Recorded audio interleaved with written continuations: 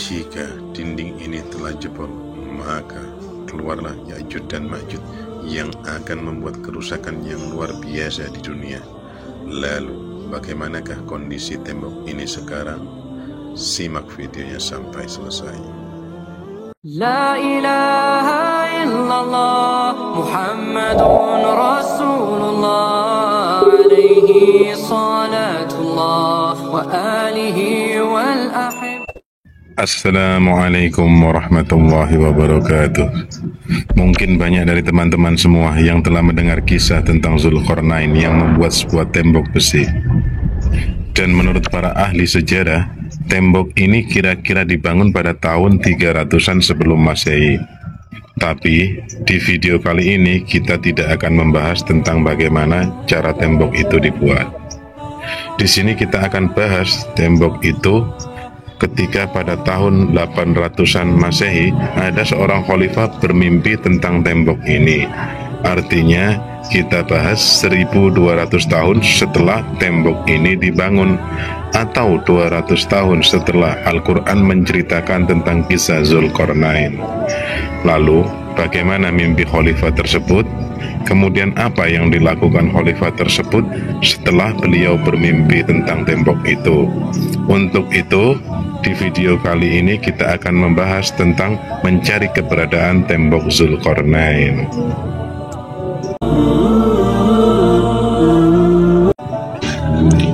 Sebelum kita masuk ke inti pembahasan tentang mimpi sang khalifah,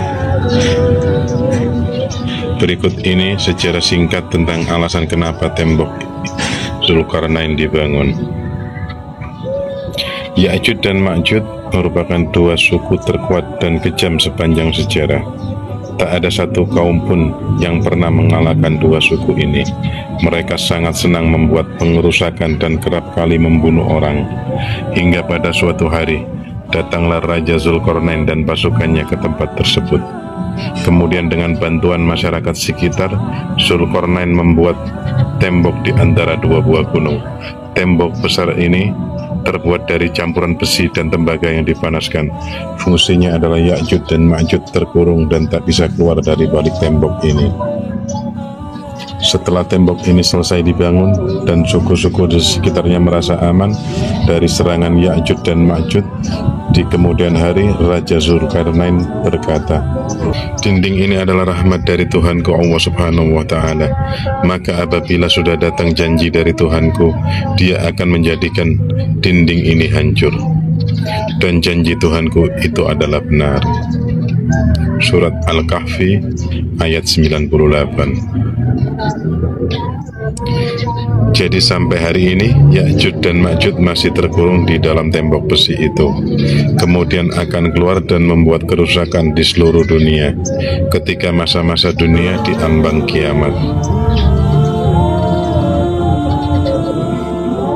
Pada suatu waktu, Nabi Muhammad SAW bangun dari tidurnya sambil bersabda, "La ilaha illallah."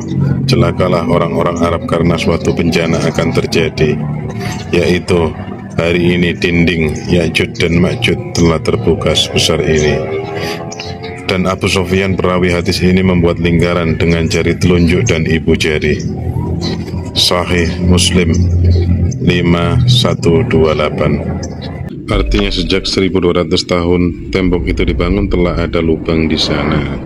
Karena setiap harinya di dalam tembok sana Ya'juj dan Ma'juj berusaha melubangi tembok penghalang itu, hingga mereka hampir melihat cahaya matahari.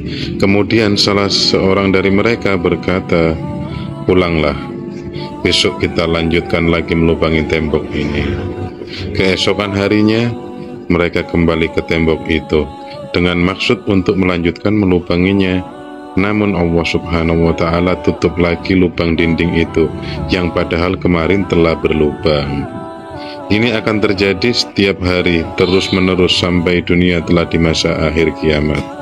Salah seorang di antara mereka berkata, "Pulanglah, insya Allah besok kita lanjutkan lagi melubangi tembok ini." Maka ketika mereka mengucapkan insya Allah, keesokan harinya tembok itu tetap berlubang dan tidak kembali seperti semula, seperti hari-hari kemarin Kemudian mereka melanjutkan melubangi lagi, hingga berhasil keluar dari tembok besi itu, dan membuat kerusakan yang luar biasa di seluruh dunia.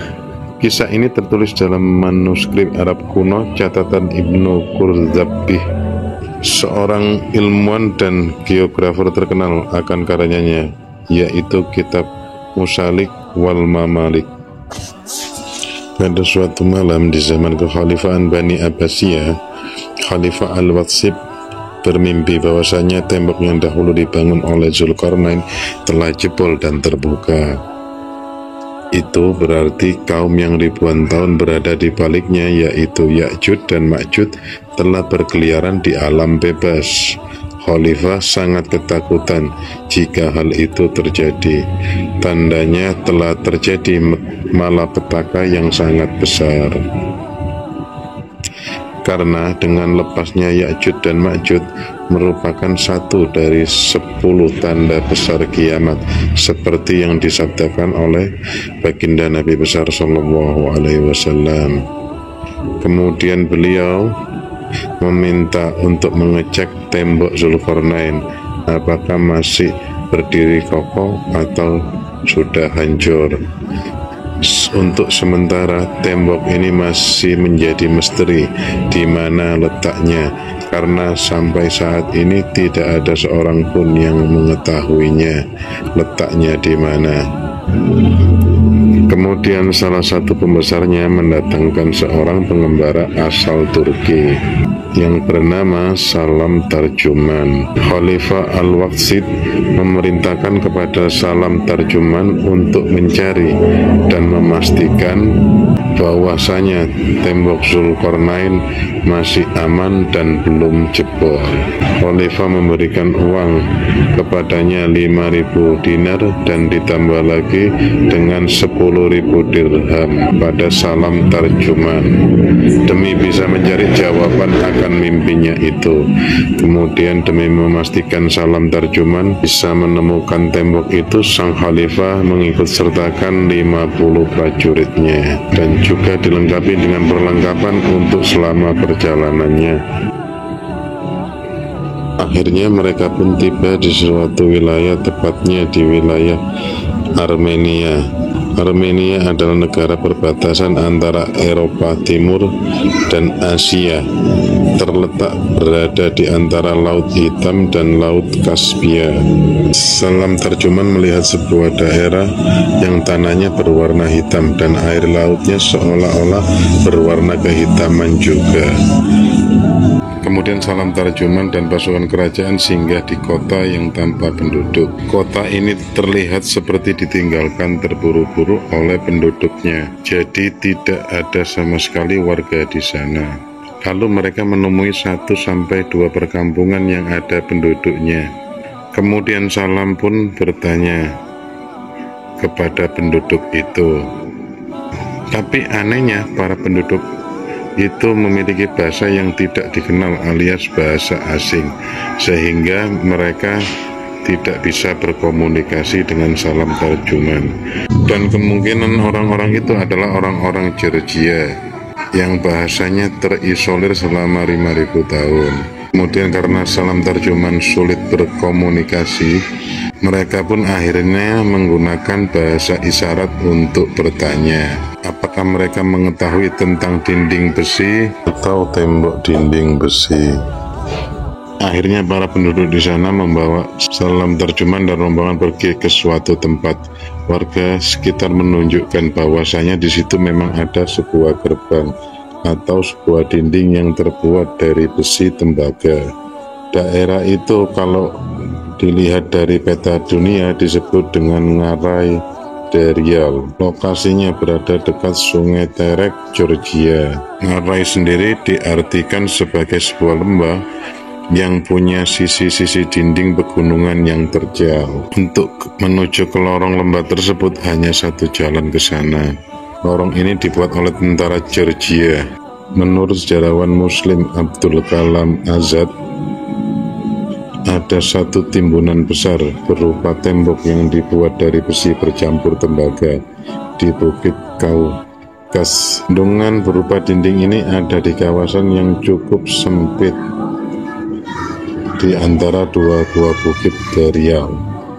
Keadaan bukit itu curam dan membentang memanjang dari Laut Hitam hingga Laut Kaswain. Abdul Kalam menyebutkan kondisinya masih teguh serta mempunyai bentuk berlapis-lapis. Nah, di daerah tersebut ada suatu timbunan tinggi yang terbuat dari besi yang bercampur dengan tembaga. Dan para penduduk yang tidak dikenali bahasanya tadi percaya bahwasanya timbunan besi tersebut untuk menyumbat sebuah lubang besar yang ada di sana. Masyarakat sekitar pun takut untuk mengusiknya karena mereka telah mendengar hikayat dari turun-temurun tentang keberadaan kaum perusak, yaitu Ya'juj dan Ma'juj. Kemudian Salman Tarjuman pun berpikir, memang benar di hadapannya ia melihat sebuah dinding besi yang besar dan kondisinya sudah mulai retak-retak dan ada beberapa lubang yang seperti dibuat oleh manusia dari dalam balik tembok besi ini. Salam Tarjuman pun akhirnya berpikir, jangan-jangan tembok besi ini yang dibuat oleh Zulkarnain pada masa lalu. Tarjuman pun bertanya kepada warga, apa ada yang pernah melihat sesuatu dari balik dinding tembok ini? Ya, kadang kami melihat di puncak gunung ada orang berlarian. Orang-orang yang dimaksud ukurannya tubuhnya sangat kecil dan barbar. Dan suatu waktu masyarakat kampung situ suka mengendor-gedor tembok besi tersebut dan terdengar suara manusia meraung keras dari tembok besi tersebut. Kemudian mendengar perkataan masyarakat sekitar, ya mungkin mereka menggunakan bahasa isyarat ya. Dan akhirnya Salman Tarjuman pun menyimpulkan mungkin inilah dinding Ya'juj dan Ma'juj. Setelah itu Salman Tarjuman menyongkel sebagian dinding besi tersebut, kemudian dibawa pulang ke istana untuk menunjukkan kepada khalifah. Sahabat semua yang dimuliakan oleh Allah, setelah Salman Tarjuman bertemu dengan khalifah, diberikanlah potongan tembok besi itu. Kemudian Salman menceritakan bahwasanya tembok Zulkarnain masih berdiri kokoh. Namun telah ada retakan-retakan dan beberapa lubang di sana, menyimpulkan bahwa kemungkinan tidak lama lagi tembok itu akan runtuh. Mendengar hal itu, sang khalifah pun sangat puas, sekaligus menjadi takut. Bila mana Ya'juj dan Ma'juj telah keluar dari sarangnya, sahabat yang beriman semuanya. 60 tahun kemudian, Khalifah ke-18 Abbasiyah yang bernama Al-Muqtadir tak sengaja menemukan tembok Zulkarnain di tempat yang sama. Khalifah Al-Muqtadir mengutus pembesarnya yang bernama Ahmad bin Fadlan atau yang biasa disebut dengan Ibnu Fadlan untuk mengirimkan bantuan kepada masyarakat Bulgaria yang berada di wilayah yang sama. Ketika Salman Tarjuman bertemu dengan tembok Zulkarnain, Bulgaria Volga merupakan kota kuno Muslim ketika itu.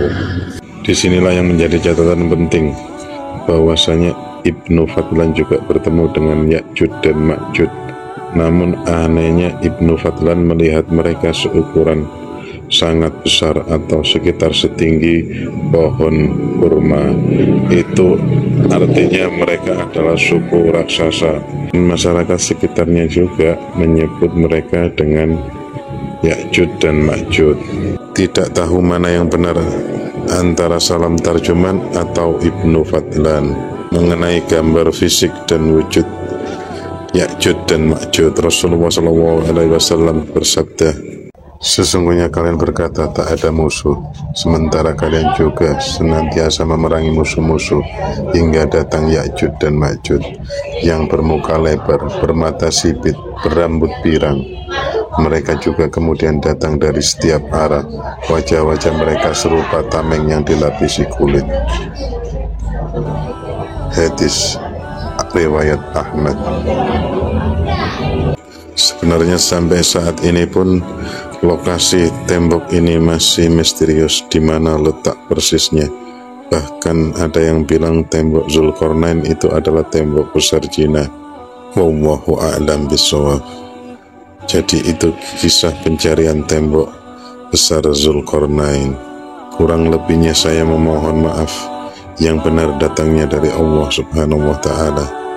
Hilaf keliru itu datangnya dari saya pribadi sebagai manusia biasa. Jazakallah khair. Assalamualaikum warahmatullahi wabarakatuh.